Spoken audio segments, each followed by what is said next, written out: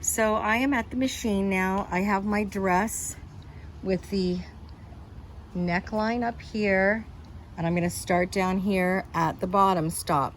I could feel the bottom stop, and I have placed the tape just below that and right where my seam starts down where we did the Hong Kong seam. So I had to make sure that the needle is on the left side of the groove. See there?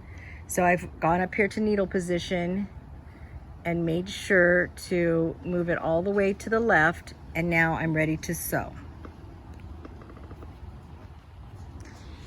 All right, so dropping at the tape, dropping the needle right in the seam. Drop the presser foot and take a couple of stitches, back stitch. All right, and I'm sewing over to the edge of the tape.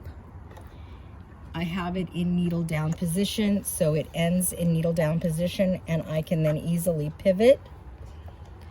And now I'm coming up the side, just following the tape. Now this time I did not create that little safety stitch underneath, so we're gonna see, it's a test, if it works as well without the safety stitch. Excuse the dog. She just wants her cookie, I know she is. All right, we're almost done there. We're gonna come all the way up to the top. She'll have to be patient. Doggy wants her cookie. All right, and we're coming all the way up, following the tape. Okay, now what happens when I get to the top? Shush.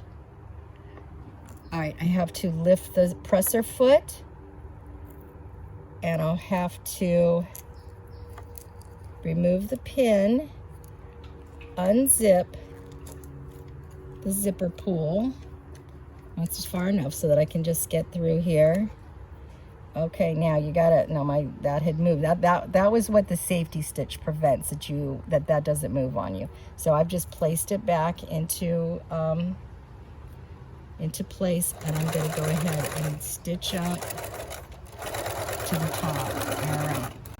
Okay, so I'm now over at, I have the dress laid out. I've removed the pins. I'm about to pull the tape off, and without the safety stitch.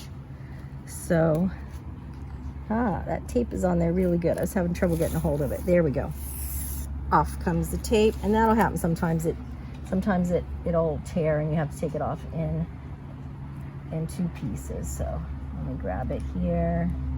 And that may be because a stitch might have, caught it down here, but it just peels right off. You don't have to worry about that. It's not better if you don't stitch through the tape though, because then the tape will break. It's just a little harder. Okay, let's see what we got here. Okay, up there at the top, a little bit wiggly. I could have been a little bit straighter right here.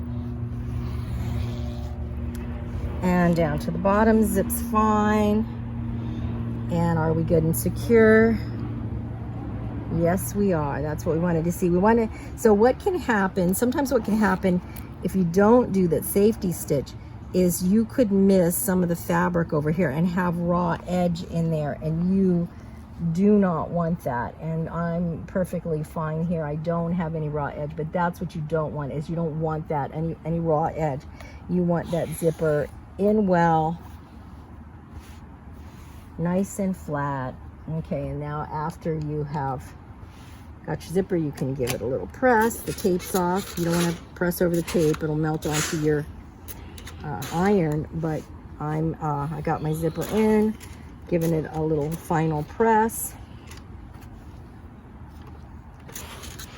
Looks good. And now, now we're ready to do the Hong Kong, or I'm sorry, not Hong Kong. We're going to do a French seam at the shoulder seam, and then that will be the last task for this week. And next week we will set our facing into our dress. So I'm going to do the French seam twice. I'm going to do it once on the sample Well, you're gonna, actually I'm gonna do it as a sample, because you're gonna do a French seam sample for your virtual notebook, and then you're gonna do the French seam at the shoulder.